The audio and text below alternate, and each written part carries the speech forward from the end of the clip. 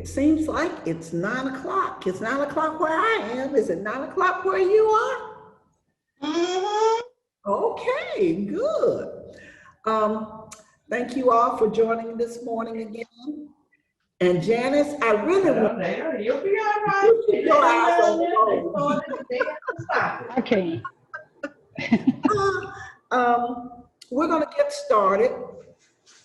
We are picking up where we left off on the last Tuesday tip live on your MORs.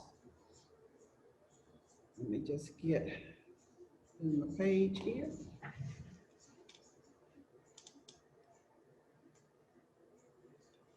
As you remember, we have takeaway sessions from that.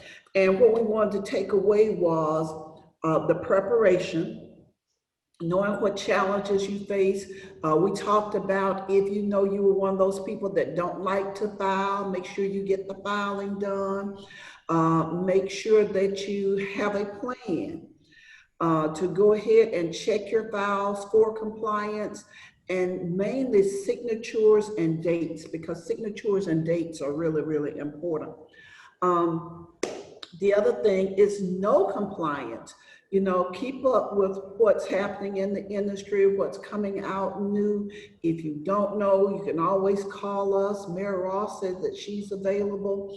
If you're not in Navigate's portfolio, and Navigate's not your contract administrator, you can still call us about what's new, but you can also contact your contract administrator.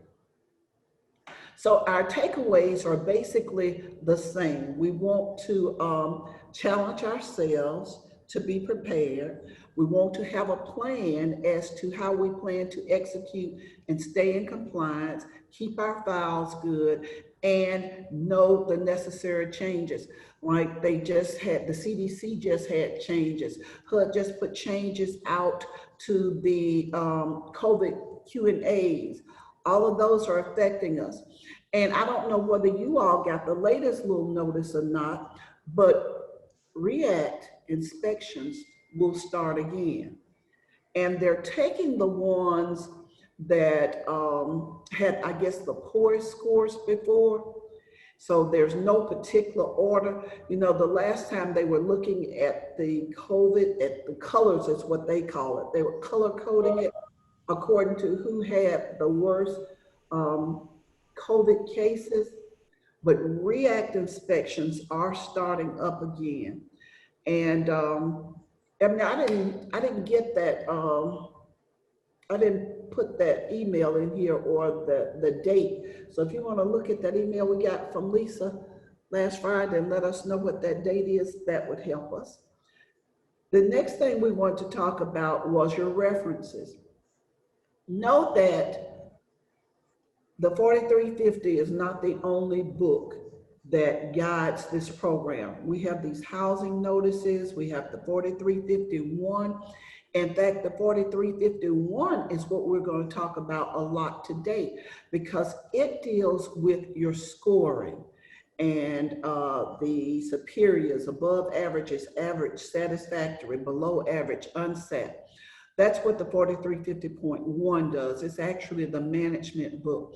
A lot of site managers get a chance to see it, and some of you don't. But to this list, I want to add the COVID Q&As, because the pandemic left us having to get new rules and new regs. So make sure that you add the COVID Q&As and the CDC Q&As to this list because of the pandemic.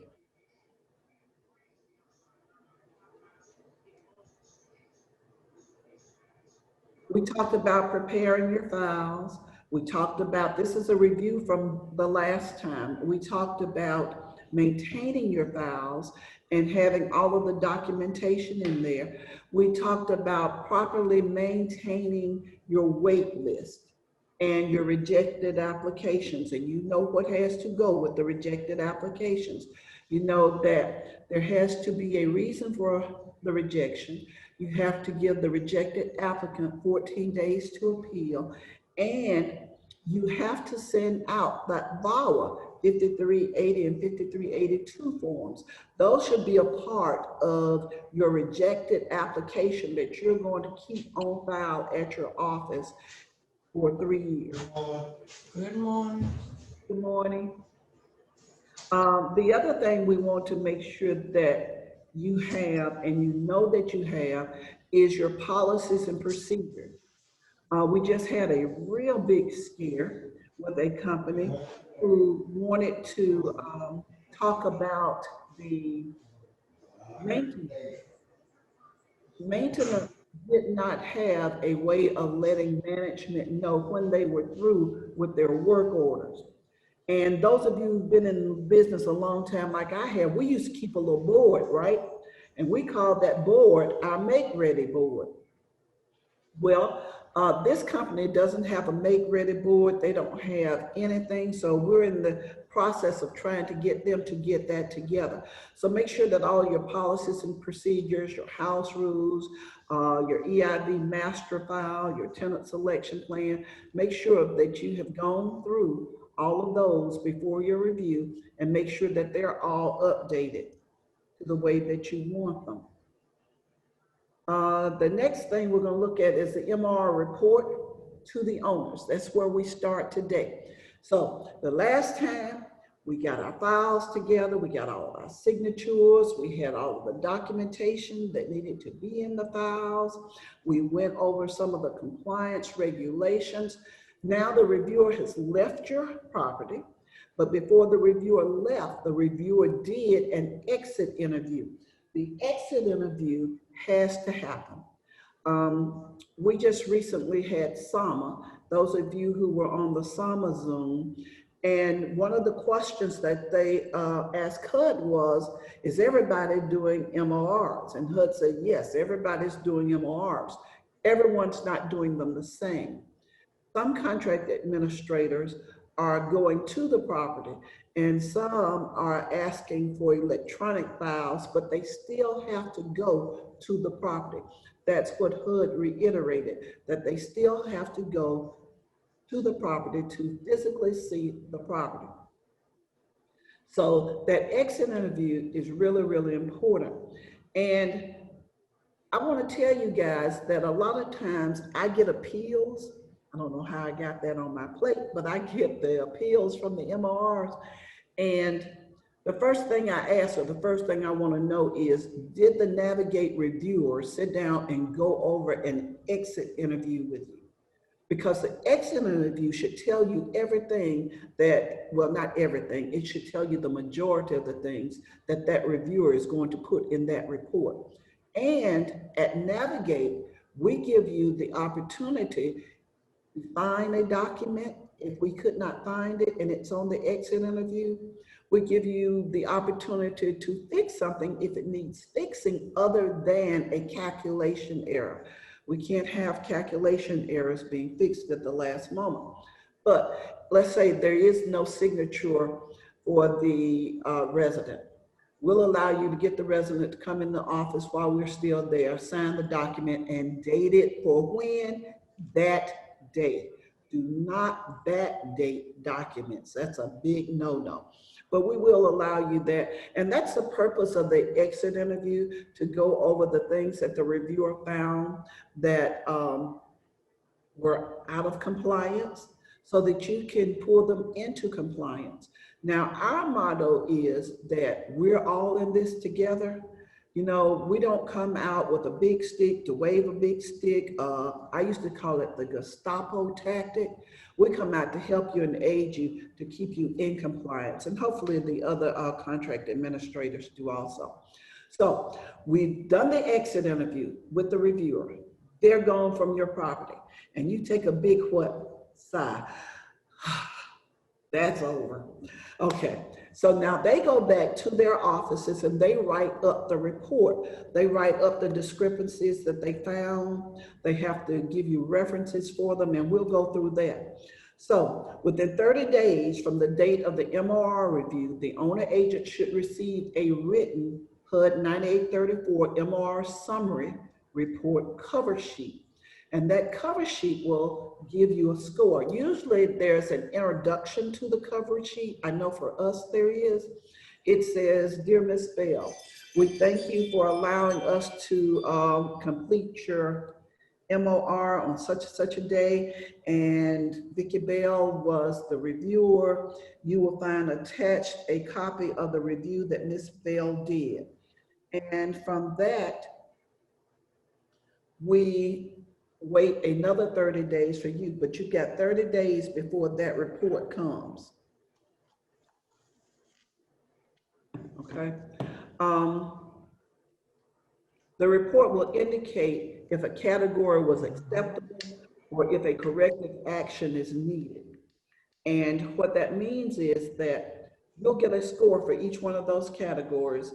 And if there was something missing and or needed, it will have a date out beside it as to when the reviewer is expecting to get that corrected item back. Ratings are a little different. Everybody wants a superior. I understand it. I probably would too. But remember, guys, that, and we're going to see in a slide in a second, when you do only what's expected for you to do, is that superior or is that satisfactory or average? If I only do what I'm expected to do, then I'm only average. But we'll talk about how you can work on getting a superior and above average. The owner's response. The owner agent should respond to the written report by addressing and mitigating all of the findings in that report, and you have 30 days. So the reviewer has 30 days from the date they leave that property and do that exit interview to get you a written report. And then you have 30 days to respond to that written report and mitigate any of the findings and corrective actions that are required. The closeout, once you have sent in a response to all of the findings and the discrepancies, and the reviewer is satisfied that you have complied with what was expected of you, they close out the HUD MOR in the HUD IREM system. And they put it aside and they get ready for the next year.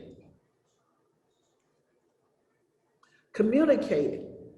The review that you will get if you receive a finding, it will have the condition, which describes the problem, the criteria, which cites the regulatory or statutory requirement from that list of references that we saw earlier.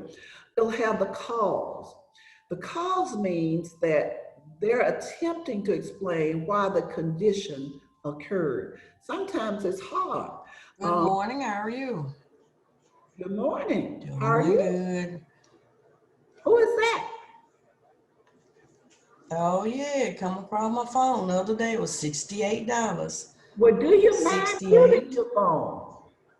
Hello? Oh. I can't see Ebony on my end. It just says user on my end. Hello? There you go, user. Thank you. Thank you, Ebony. But at any rate, sometimes it's hard to explain the cause. I remember when I was doing reviews and I first started out, I said, because the agent messed up. And Lisa said, that's not a good enough reason. So I was just saying, I don't know. I wasn't there. I wasn't in their mind. I don't know why they miscalculated that and they didn't count that $400 elderly allowance. So now we have to be a little more politically correct. And it would state something like, the owner agent, because we usually put O/A, the owner agent failed to give the $400 allowance to an elderly person that's 62 years of age, disabled or older.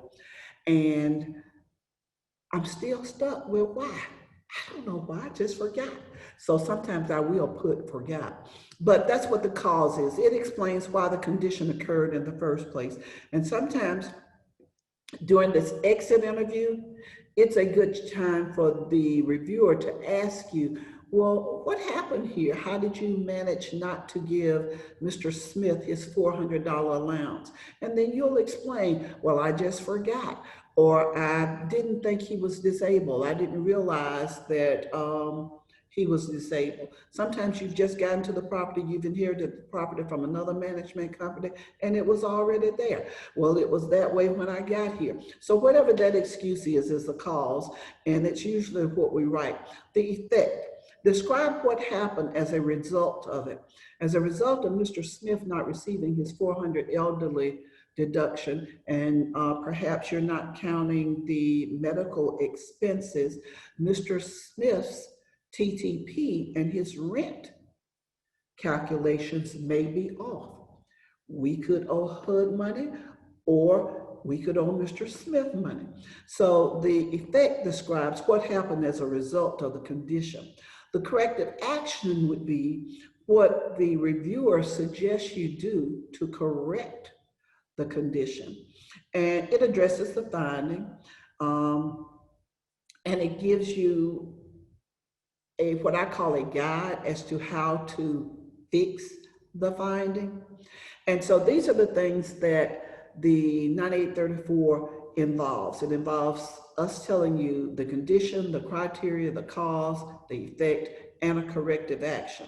Now, sometimes we've had it that the owner, agent, or manager didn't like our corrective action. They'll tell us, well, I corrected it this way.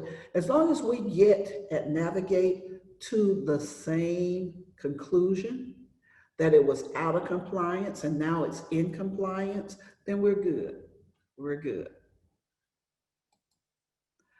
Category percentages. This helps get you that score that you're after.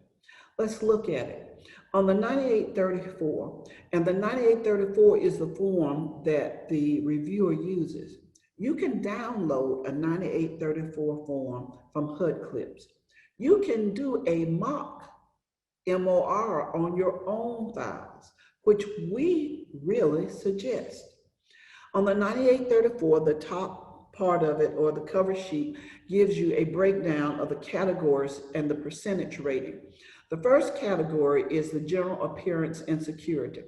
The general appearance would be what the property looks like when you drive by it. You know, is there trash all over the grounds? Are the buildings falling down? Is there roofing missing in pieces? Is there a blue tarp over the roof?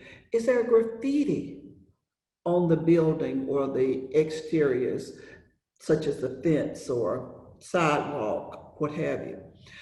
That's worth 10% of your score. So the site appearance is worth 10% of your score. And the last one that we had last time, I won't say the last one, we've had 3 tips since then, but the last live tip that we did, we talked about grounds, and we talked about letting the trash containers overrun, or there being trash on the ground where your residents aren't putting the garbage in the disposals, they're just tossing it and it's all over. That could hurt you. It's worth 10%. The next part is a follow-up on monitoring and the project inspections and observations. That's the REACT. Some of you joined us a little later, but remember, REACT has not conducted a REACT inspection since 2018. They didn't do it in 19 because they were getting ready to go Inspire. And they didn't do any in 2020, basically because of COVID. The only ones that they did were the pilot projects, or the volunteers. People would volunteer their property, or owners would volunteer their properties and let REACT come out and do what they call a mock REACT inspection on them. But we have noticed that REACT will start again during their REACT inspections. Did you find that date, Ebony? You're on mute. June 1st. I put a link in the chat. Thank you, Ebony. So effective June 1st, REACT inspections will start again.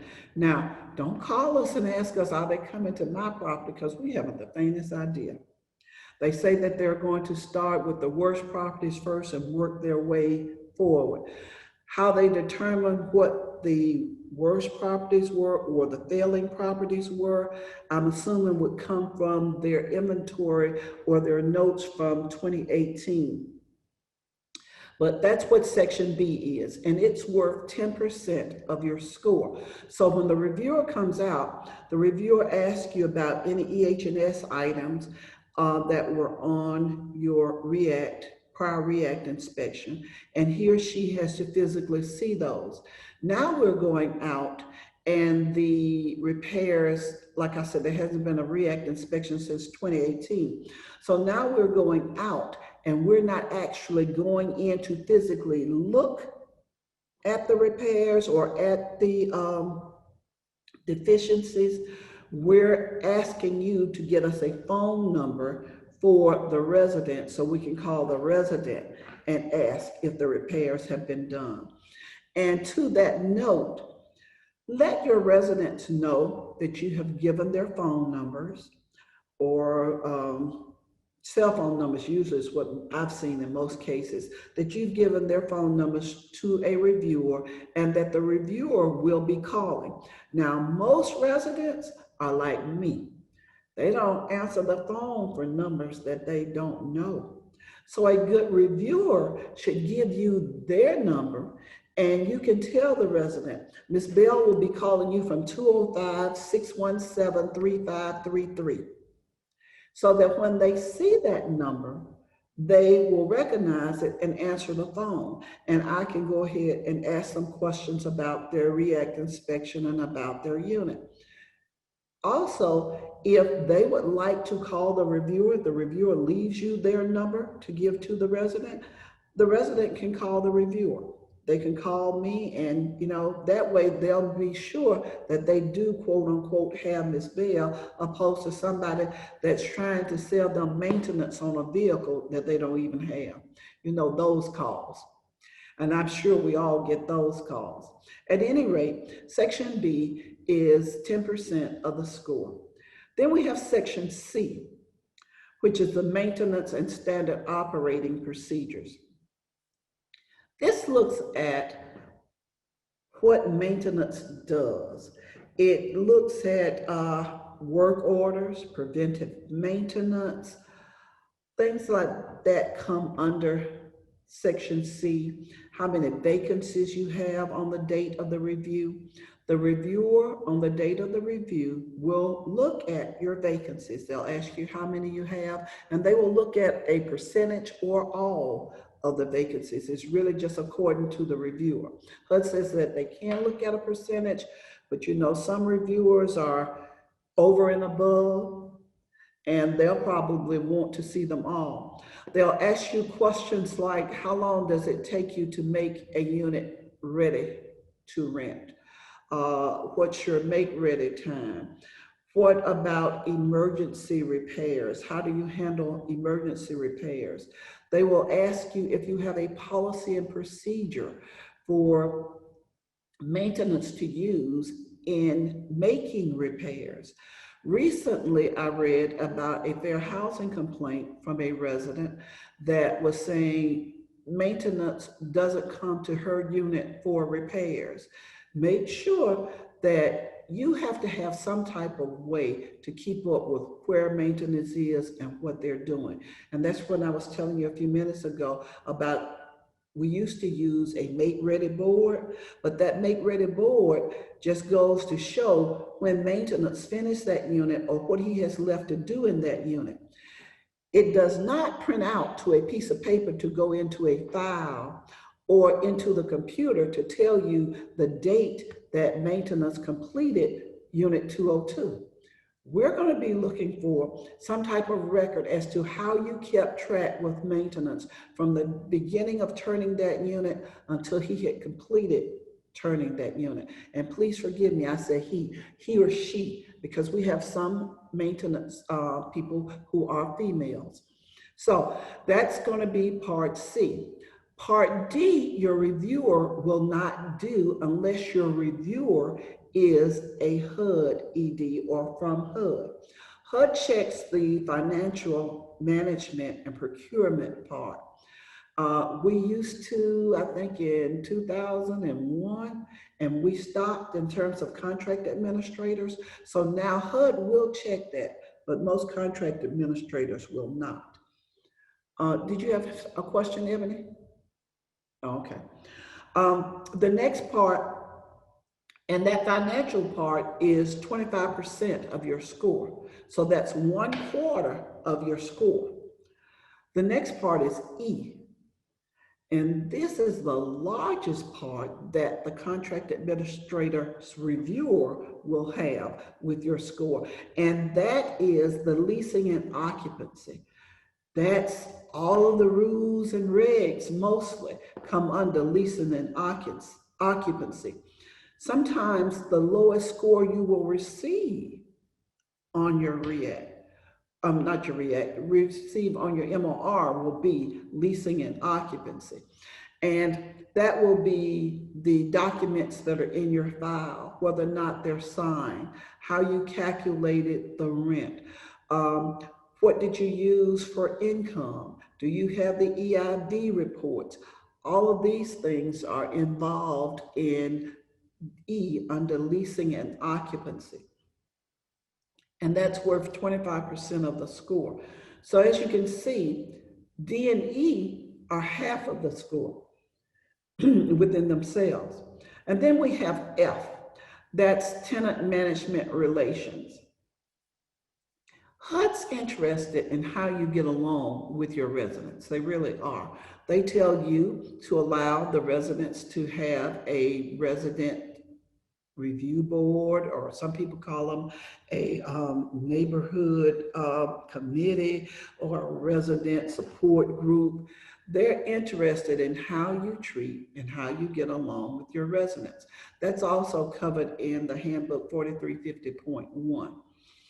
Also, you can, you know that old saying about you can catch more flies with sugar than you can with vinegar? Did I say it right? Or with honey than you can with vinegar? If you treat your residents right, and I'm a resident advocate, if you treat your residents with respect, and if you provide them with decent, safe, and sanitary housing, if you have rules that don't infringe on their civil rights, I think you get a better response out of them. I know that I did when I was managing. Now, that doesn't mean as a manager you have to let them run over you, by no means at all. But it means that you give them what you expect. I've been in places doing reviews, and I've just seen managers just talk down to residents. There's a sign on the door that says MOR review in process, office closed. And the resident's gonna knock on that door. I don't care what, they're gonna knock on that door, and that's okay. Because a resident might say, well, I haven't seen Miss Vickie's car at that office in 3 days. I've been trying to get her. I need to let her know that my hot water tank is leaking. So I was in this one review, and the resident knocked on the door, and the manager she just treated the little resident so bad. The little lady said, I'm sorry, but I wanted to tell you about my leak. That leak was far more important than the fact that I was at that office doing that review. That leak is going to cause a whole lot of damage. Her knocking on the door while I'm doing the review is just going to disturb the manager from trying to say, well, Miss Vickie, how much more you got? Do you want to leave? I'm ready for you to leave, Miss Vickie. So sometimes we have to give the respect in order to receive this respect. So tenant management and relations is 10% of the overall score. And then you have general management practices. General management practices involve things like, how does management receive information and new guidance from HUD? You know, are you on any of the listserv? Do you have training? Are you a member of the SAMA, AMA, NAMA, Mid-Atlantic AMA, or any of those organizations? How do you keep up with the updates? Based on that, the reviewer looks at your files and he or she recommends whether or not you need additional training on compliance. And it's easy to tell with some files. Some are a little harder, but you know, we're all human and we all make mistakes. So it's not a mistake that the reviewer will say that you need training. It's not, I forgot to get someone to sign something, but usually it's major things and it's systematic things that you're having trouble with. And this would be the section where the reviewer would suggest that staff receive more training. And G is worth 10% of your score. It also tells us who the staff for this particular property is. Now, sometimes regional managers have a problem with one property being this way and another property being that way, and they'll say, or they'll tell us, well, Brown Towers did such and such a thing, and that's because the guidelines and the books are the same for all of the properties across the board. However, how that particular manager at Brown Towers does compared to that manager at Honeywell Towers are two different people and two different things. So keep that in mind, and I'll talk about regionals a little later on, and what you can do as a regional to keep your properties together. That takes us over all of the categories. When you add up the ranking, it adds up to 100%. Now, I told you that the contract administrator does not do D. So D's taken out, but we still have a 100% scale. Performance indicators. Your score is kind of like it was in elementary school or high school. Remember what an A was? An A was 90-100. A B was 80 to 89. A C was 70-79. A D was 60-69, and anything under that failed. We used to call F's. They would fly away. And when you got home, if your mama knew about it, you'd fly away too. Okay, so that's what the performance indicators are. They are ratings assigned to each category of the MOR to determine the owner agent's compliance with the HUD requirements. HUD has broken them down into 5 categories: superior, which I would call A; above average, which I would call a B; satisfactory, which I'd call a C; below average, which I'd call a D; and unsatisfactory, which I'd call an F. There's an E here, but it's an F. And as you can see, I don't know if you can read the writing or not, it says it's just a performance review. You can't hide under there forever. It's just a performance review. We want to hide from our regional, from our owners when we don't do well, but preparing to ace your MOR, looking at the tips that we're giving, will make you not be one of these people that wants to crawl up under the desk and hide while we're there. Let's talk about the category ratings. This is from the 4350.1 Handbook, Chapter 6. It tells us what a superior rating description is. It says a superior rating is assigned if the owner agent's performance consistently exceeds statutory, regulatory, and handbook requirements.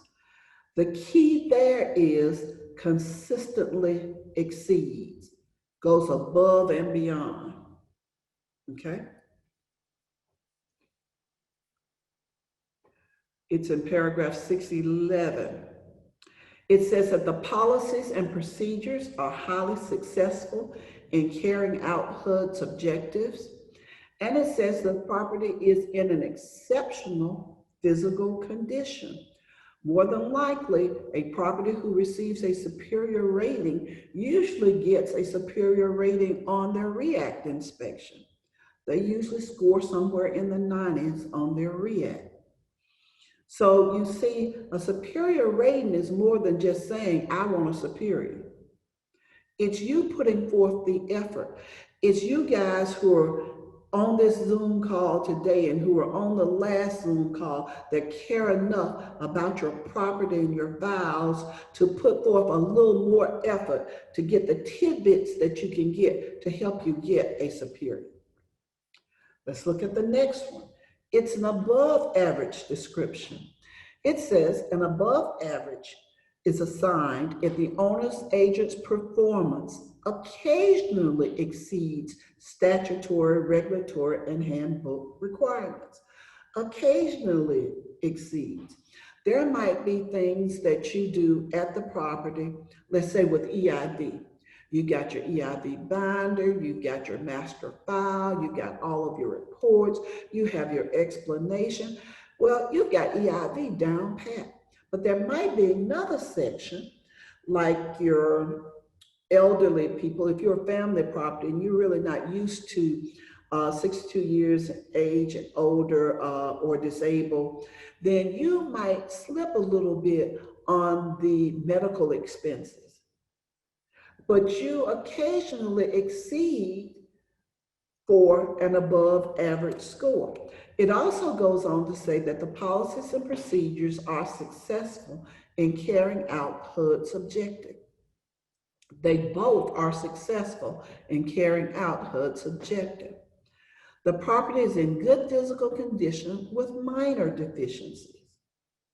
You know that smoke detector that was getting close to Christmas? The REACT inspector went in and the smoke detector is out because it's in the kid's toy. That's kind of like a minor deficiency.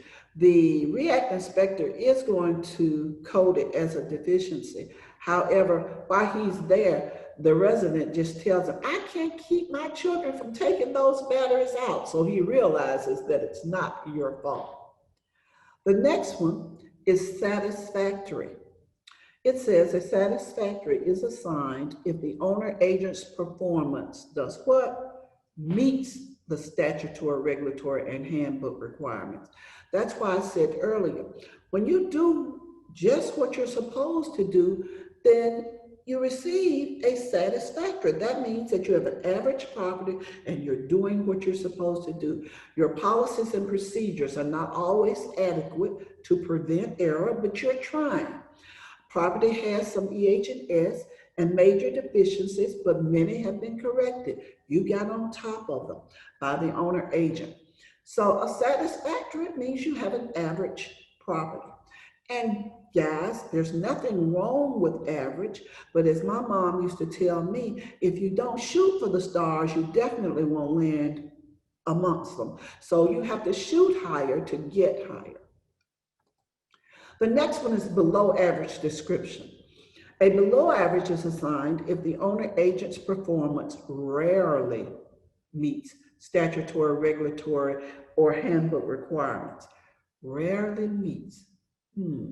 That means that you need to do a little more preparation, a little more work, try to find. Now, that does not mean call Miss Vickie for everything. She's going to help you go from rarely meet to meet.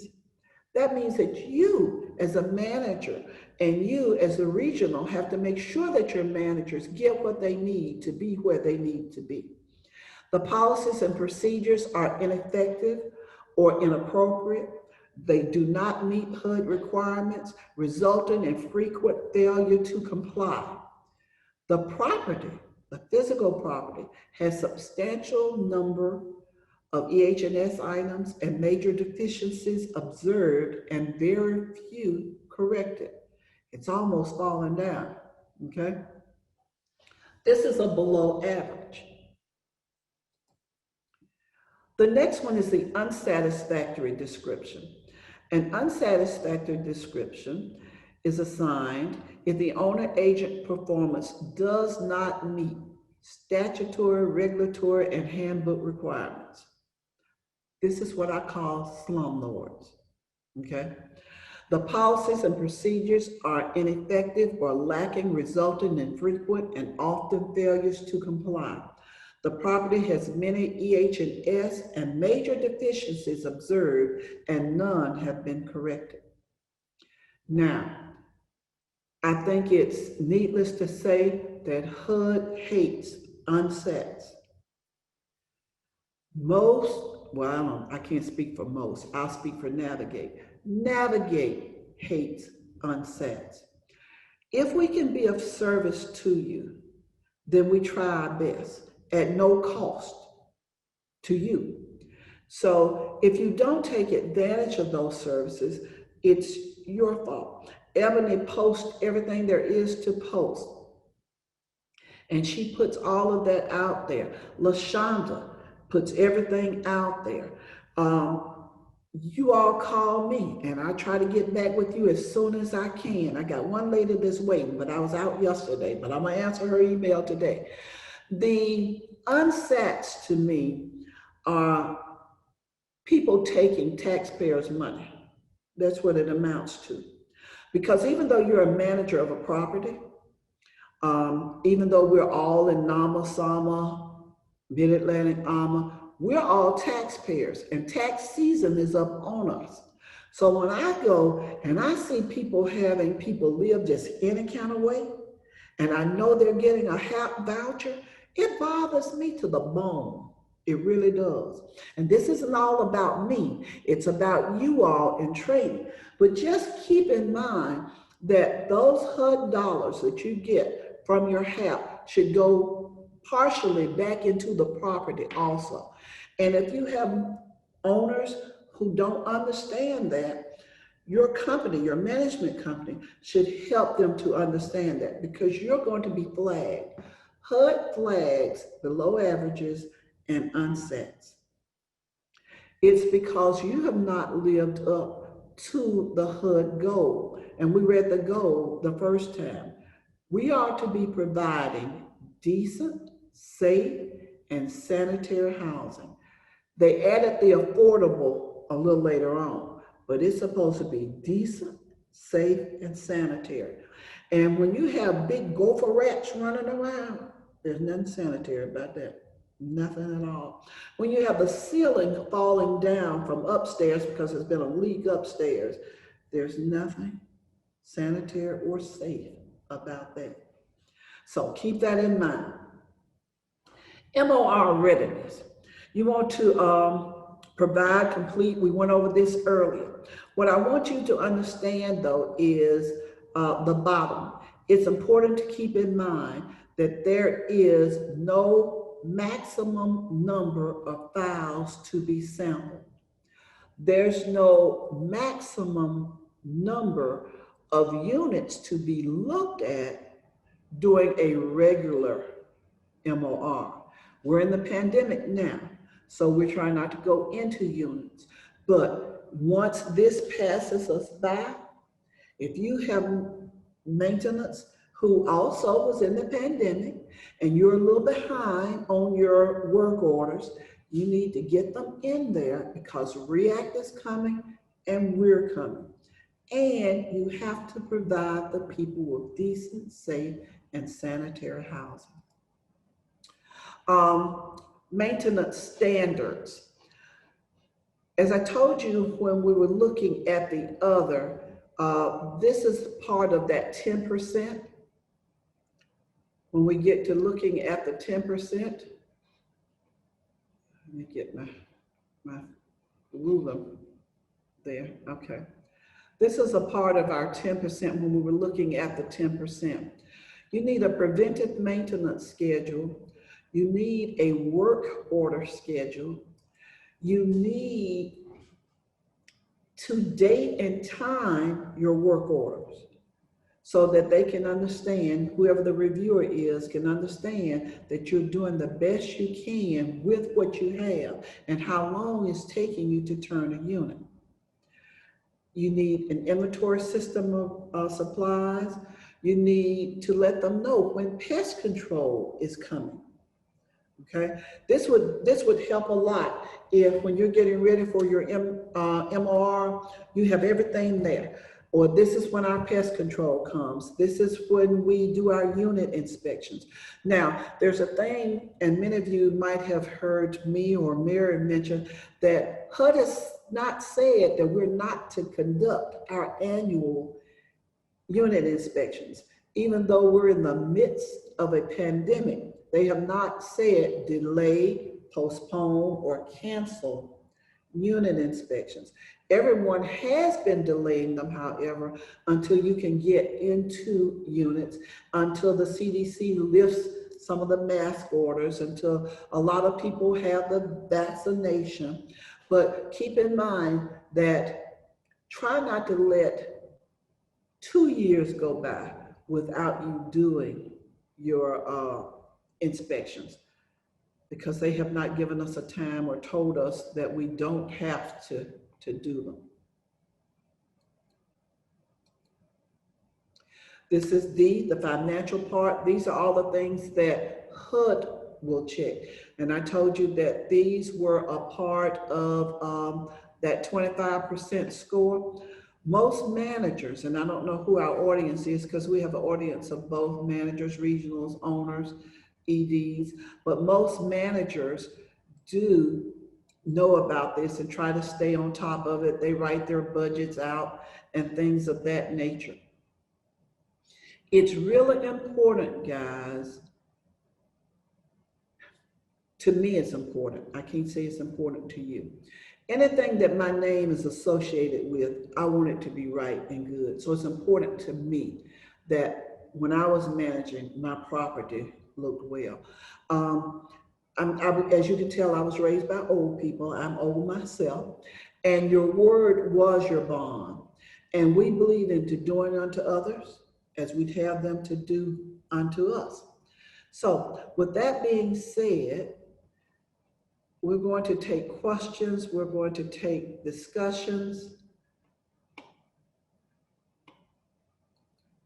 Do we have any questions, or do we have any discussions? Ebony, we have any questions? No, ma'am, not yet. I must have done a great job. All right, we got 12 minutes before 10 o'clock. Well, are there any other questions besides MOR questions? Anything you guys want to talk about? Yes. Can you hear me? Yes. Okay. I have a question. Say April 1st, I started my 120-day recertification process.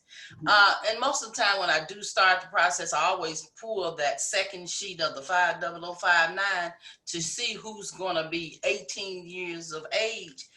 Say, for instance, I pull the sheet and I noticed that Jane will be 18, not April, but maybe May or June. Now, depending on when I do that recertification, say for instance, I did it in May and she's not 18, but what if I did it in June and she has turned 18? Does she need to have those research papers, like, you know, she has to sign the 9-2? So if she's not 18 on April the 1st, I still need to include those papers. Yes, but you won't get them signed until she turns 18. Okay, until she turns 18. What happens is that the handbook says that when a household member turns 18, they will sign the lease, they'll sign the 9887A, because you can't pull any EID information on them if they don't sign the 9887A. They will sign all the things that adult household members of the household have signed. Now, this is one of the problems with it. There are 2 states where age majority is not to 19. And that's Alabama and Delaware, I think it is. Mississippi, legal age is 21. HUD says, and everybody else is 18. The handbook says 18. However, you have to go by the legal age in the state where you live. Because if you got a 18-year-old to sign a lease, and in Mississippi, it says that you're not of maturity until 21, that lease is null and void. It doesn't mean anything that that 18-year-old signs it. But you can get them to sign it. It just won't hold up in a court of law because they were minors under the law. But you are correct. Let's say you're in a state where 18 is the legal age. And when, in your scenario, you said your AR was due 4/1. No, I started the AR process. Oh, at the 120 days, yeah. Yes, ma'am, at the 120 days. Okay. Mhm. Then you have plenty of time for her to sign the documents. Okay. Yeah. Okay. But she does have to sign them. Great. And in your EID policies, you're supposed to put what you're going to do or how you're going to conduct getting them to sign that 9887 and 9887A when they turn 18. I had a training last week and I told the girls, they were young girls, you might be able to relate to this because you look like you might have been in the business a while, but we used to have ticklers. We had a tickler system. And what the tickler was, it was a little metal box that held index cards. And we'd have to put, when our people were turning age, because we didn't have software like Outlook to remind us to go down to Miss James and get, you know, her daughter to sign. So yes, that's a very good question. Okay, thank you. Anybody else? No problem. Anybody else? Yes, Vickie, this is Janice. Okay, Jen.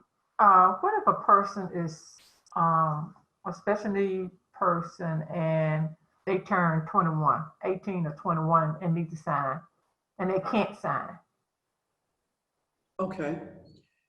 Now, HUD says that they can make a mark, if they can make a mark, and you witness the mark.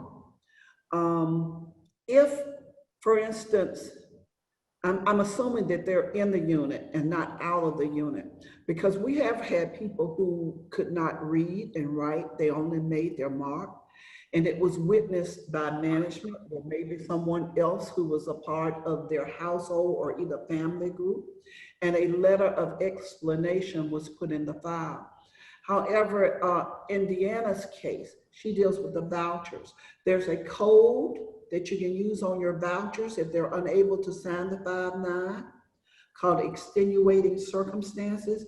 You can use that code, but you still need to make a note to the file for the reviewer who doesn't know that you talked to the navigated voucher person about the fact that Ms. Smith's in rehab and she couldn't sign her 5-9. You still need to make a note to the file. And this is something that we haven't talked about that I get calls on quite often, and that's notes to the file. Your file is supposed to tell the story of that resident from the time they move in to the date that reviewer gets there. So if there are things that are happening that the reviewer needs to know, you need to make a note to the file so they can understand what's going on and what happened. For instance, we have a lady who Rob and I just finished talking about, or talking with. She, her software, she says, put an error. She had a 236 resident that was going to Section 8. And you all know that when you have another program and you go to the Section 8 program, you do what type of certification? An initial. Mm-hmm. The family was over income for the Section 8 program, but they did an initial and they put them in the property anyway. Well, this made them owe HUD back because it just was caught by a reviewer. So I think they owe HUD back 2-3 years worth of funds. But sometimes your software does do crazy things. In this particular case, it wasn't to the advantage of management, though. They had not put the right income limits into the software. Now, I don't know what software everyone uses, but I've been told that some software companies update the new income limits. You know, we just had new income limits to come out in April. So some softwares, they tell me, update it automatically. Some companies have to put the new income limits in. So that's one of the things that you want to check and be aware of, especially with us just having an update of the new income limits. Anything else? I was trying to read my notes. I have a question, Ms. Vickie. Yes. We've had a couple cases where the head of household has passed away, leaving only minors in the unit. What would you recommend as a best practice for us to follow in that case? We've had that too, and it's so, so sad. To be honest with you, unless you can find someone like a grandmother who's willing to come in and fill out an application and be qualified, unfortunately, the kids have to move. Now, we had a case where being 18, the resident could sign the lease. The young lady the mother had just had an AR. The young lady had just turned 18. She was able to sign the paperwork. The family could stay. The software, we had to take the mother deceased, we had to take her off the 5-9, put the new daughter as head of the household. And they did an added person to the household. Her aunt came to live with them. And of course, she had to go through the eligibility also. But her aunt was willing to come and stay with the kids. I think it was 4 kids. We had another where the young lady was only 16. And there was nothing that could be done. The children had to be relocated. And it was so, so sad. But my suggestion to you, Carrie, would be that if you have a person who's 18 and able to sign, and that's part of the reason HUD wants them to sign the lease and sign the 5-9 so they can become quote unquote eligible as household members. In your case, what happened?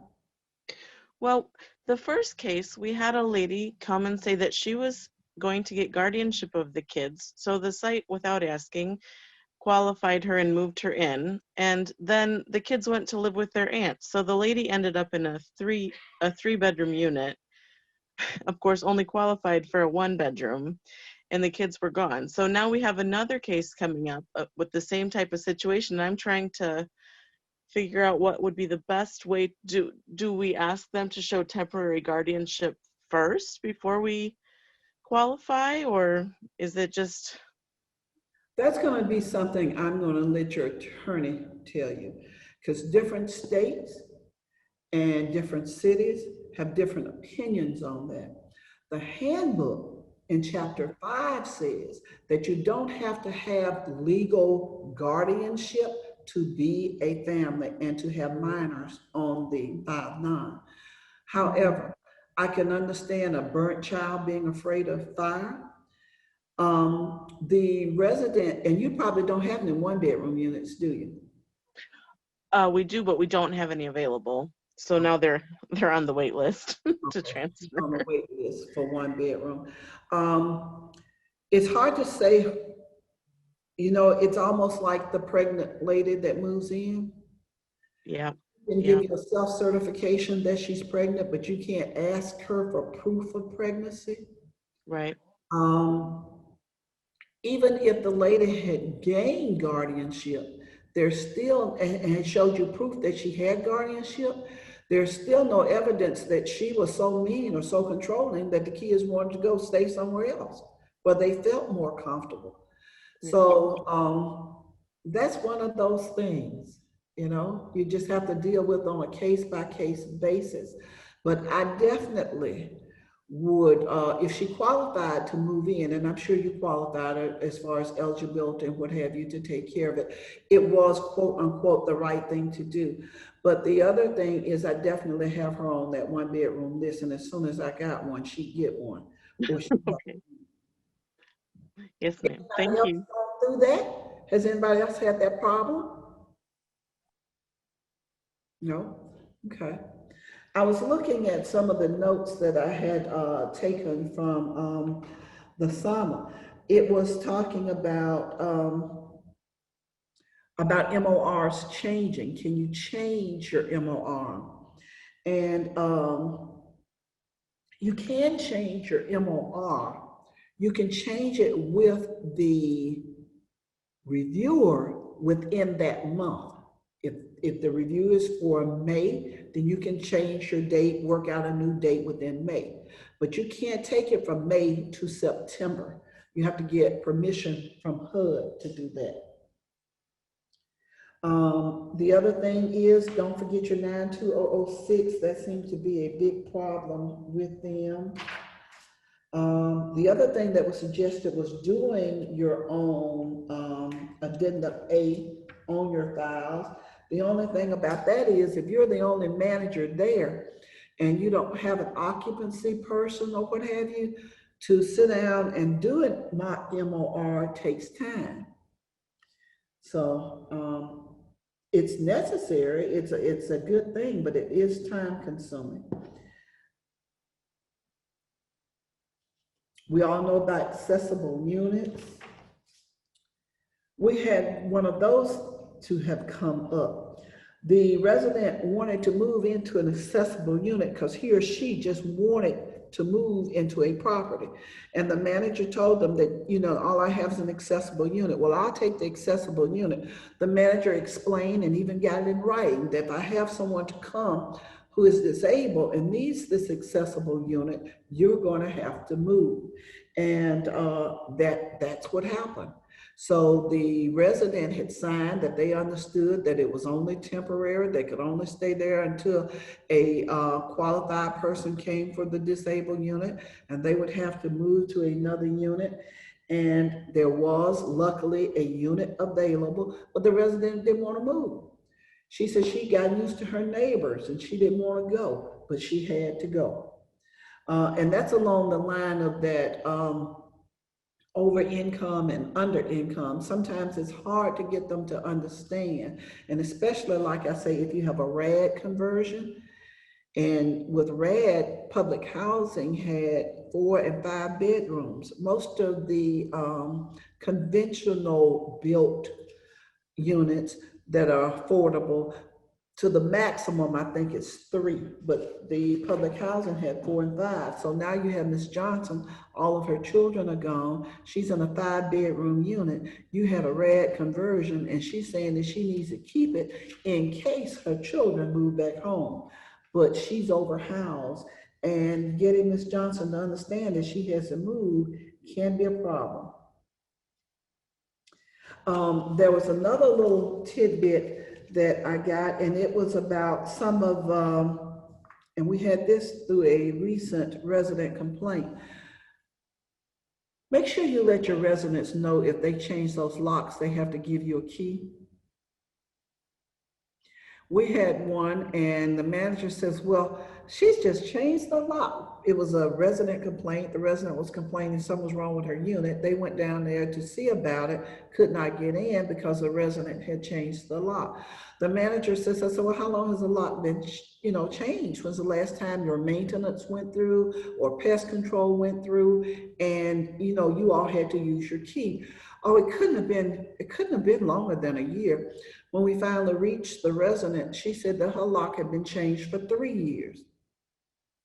Okay, let your residents know if they change their locks, they need to give you a key. Any other questions? Any other feedback? We have a treat for you that we're going to get to come up. We're hoping it comes up next month, Ebony.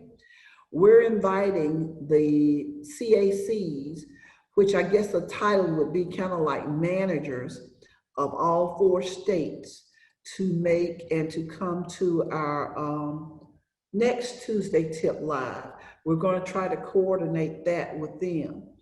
And then after that, we will do some what we call extraordinary tips about your MORs. By that time, they will be in May, and it would be leading to June 1, when REACT should start, and we will know what direction REACT is headed in. Now, HUD News, they have told us that the Inspire system is up, but it's not completed. They haven't dotted the I's and crossed all of the T's yet. So do keep that in mind, that we were also told that they would probably start the project REACT inspections through the Inspire system with public housing first, and then multifamily. But that's just what we hear through the grapevine. We have also, as I said, been told, however, that the inspections that they will start in October, that will start June 1, will be under the old REACT guidelines. They won't be using the new Inspire, for those of you who have downloaded that little book and want to know about the new changes. There's one other thing I want to remind you that I think is real important. Even though we're doing the MOR from your offices, we want to remind you to still send a letter to your residents that an MOR will be taking place and the dates that the MOR will be taking place. So there's 2 things I want you to do for us, and for whichever contract administrator you have. We want you to send a notice still that a representative will be there conducting an MOR, and we want you to notify the ones that are chosen to talk to about their REACT scores, that you will be giving out their numbers and their informations. And if I were you, I would ask the reviewer for their numbers to give to the resident, so the resident would recognize that number and or go ahead and give the reviewer a call. Anything else before we quit? We're almost on time today. We're at 10:08. Nobody else has anything else. You all like the scoring system. You all are going to work hard on your superiors and above averages, right? Right? Yep. Okay.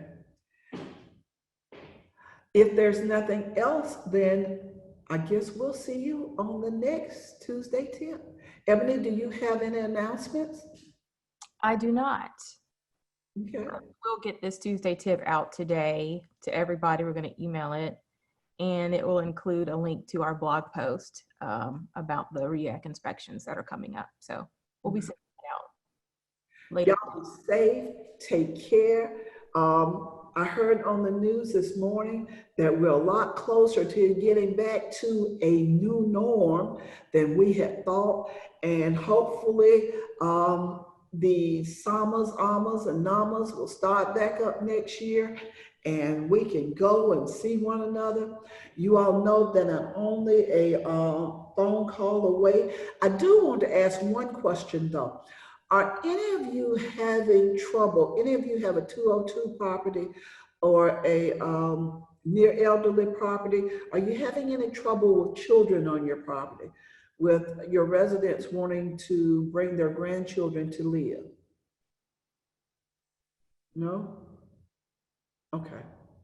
That seems to Yes, be. yes. Yes? Janice, what's Yes. on your property? Pardon me? What's happening on your property?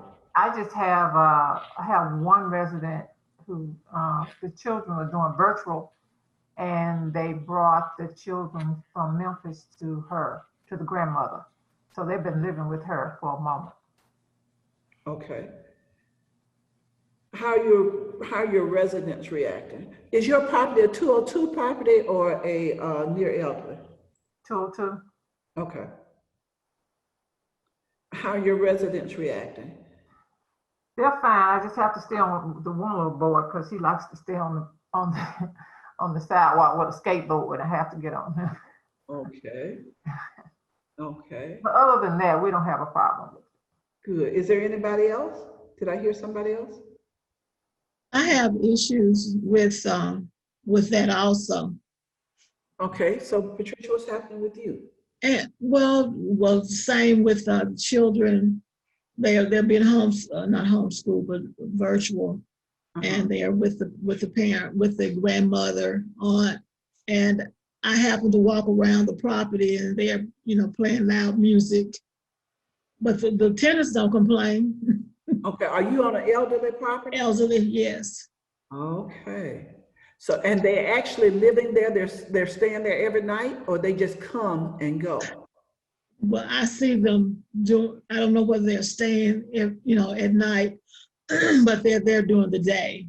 Okay. And they're not studying, because they're out on the porch playing the They're music. supposed to be on virtual, they're supposed to be on some Zoom like you are today, and they're Right. not skating. Right. Okay. Then I have issue with tenants.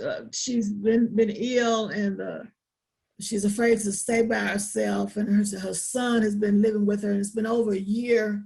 I don't know if that's something that Have you put management company should take up as to how long that a family member could stay with a tenant, because the person is staying there. Okay, that should be in your rules. It sounds like he might be a live-in aid. Well, I guess he could be thought of that as being that. I mean, if he's staying there and you know he's staying there and it's been over a year, Yeah. I think that I would ask her if she wants to put him down as a live-in aid. And I think that I would qualify him to be a live-in aid by doing all the eligibility information, because his income is not counted anyway. Right. Mm-hmm. So you have no information on him at all. You don't have social. No, because he was just going to be there until she got better, and now she's better, but she has fallen a couple of times, so she's afraid that she might fall and was there by herself. I think I would tell her that he has to go on her record as a live-in aid. I think I put him down as a live-in aid, and it might be some reason that he might not be able to be the aid, but I would definitely check it out. Okay, thank you. Yeah, because you have other residents. Now, do you have a one building with floors, a high story, high rise? No, we're like garden apartments. Okay. Safety isn't quite as bad with garden apartments, but yeah, I would still put him down and let him know that when his grandmother leaves, he has to leave. We had a call from someone in Mobile, and they have a live-in aid, and the live-in aid is as old as the resident. The manager says it's her boyfriend, but he's down as a live-in aid. But their problem with him is that he drinks. And when he drinks, he goes around to the other neighbors' doors, and they've got the little garden type too, and knock on the door and want to borrow money. And she's been getting complaints from other residents about him being a nuisance. And I was just wondering how things like that were going with you all. We have one lady that wants to know if she has to admit children. Well, according to HUD Fair Housing, if you're in a 202, you do have to admit them. But if you're in a 55 and under, there's a different little quirk there. And so I was just wondering how everybody else was handling it. Well, I thank you all. I thank you for the information. I thank you all for being online. I will get 3 emails when we hang up. Miss Vickie, I didn't want to ask my questions. You could have sent them to Ebony, but I'll still answer them. I still love y'all. Take care, be safe, and we'll see you on the next Tuesday tip. Thank you. All righty.